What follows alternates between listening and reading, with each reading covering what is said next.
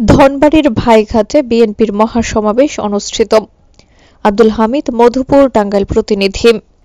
টাঙ্গাইলের ধনবাড়ি উপজেলা ও পৌর বিএনপির উদ্যোগে বিএনপি ঘোষিত রাষ্ট্র কাঠামো মেরামতের ৩১ দফা বাস্তবায়নের লক্ষ্যে মহাসমাবেশ অনুষ্ঠিত হয়েছে।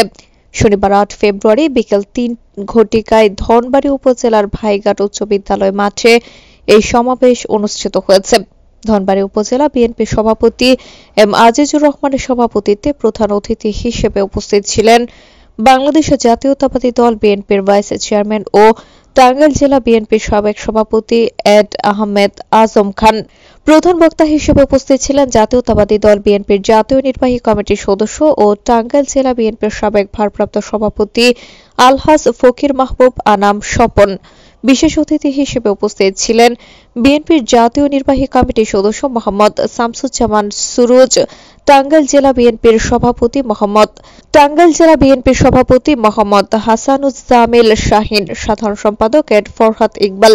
এছাড়া আরও উপস্থিত ছিলেন মধুপুর উপজেলা বিএনপির সভাপতি মোহাম্মদ জাকির সরকার, সিনিয়র সহসভাপতি রতন হায়দার, সাধারণ সম্পাদক মোহাম্মদ নাসির উদ্দিন, ধনবাড়ি উপজেলা বিএনপির সাধারণ সম্পাদক এনামুল হক বিপি, ধনবাড়ি পৌর বিএনপির সভাপতি S M A Sobhan, Madhupur পৌর বিএনপির সভাপতি খররাম খান, ইউসুফ জাই প্রিন্স, সহ সভাপতি আনোয়ারা খন্দকার মিলি সরকার, সাধারণ সম্পাদক আলহাজ খন্দকার আব্দুল মোতালিব, ধনবাড়ি পৌর বিএনপির সাধারণ সম্পাদক মোহাম্মদ রফিকুল ইসলাম স্বপন, ধনবাড়ি উপজেলা বিএনপির সদস্য কামাল হোসেন তালুকদার মিন্টু।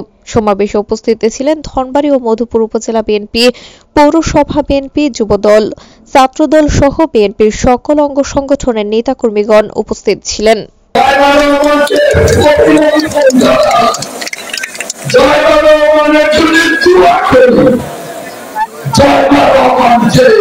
বাংলাদেশের 18 কোটি মানুষ অভিনন্দন জানায়।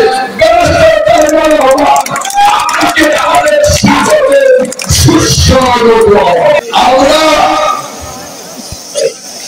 প্রতিশ্রুতিবদ্ধ, ইনশাআল্লাহ আগামী নির্বাচনে বিএনপি ক্ষমতায় গেলে বর্তমান সরকারের এই সংস্কার কর্মসূচি সহ আরো অনেক কর্মসূচি নিয়ে যে ৩১ দফা তা বাস্তবায়ন করে আমরা একটা সমৃদ্ধ বাংলাদেশ গড়ে তুলব।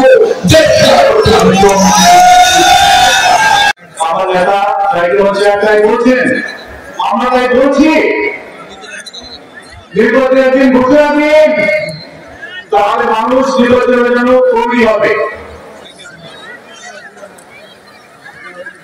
আমি বেশি কথা বাড়াবো না। যে কর্মসূচি পালন করার জন্য আমাদের নির্দেশ দিলেন, আমরা পালন করবো।